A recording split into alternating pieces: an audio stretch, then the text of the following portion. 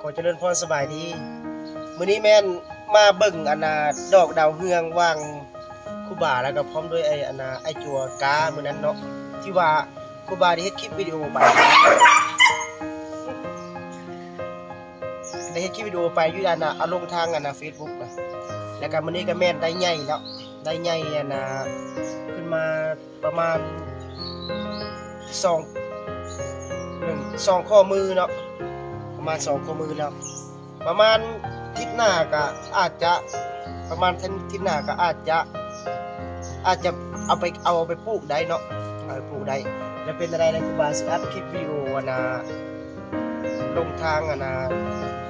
Facebook แล้วก็ YouTube ของครูบาเลยแล้วก็อบตัวยนต์แล้วมีแต่ว่ากดไลค์กดแชร์โดยขอเจริญพรเด้อโชคดีมีไซเด้อเอาหันมันยืน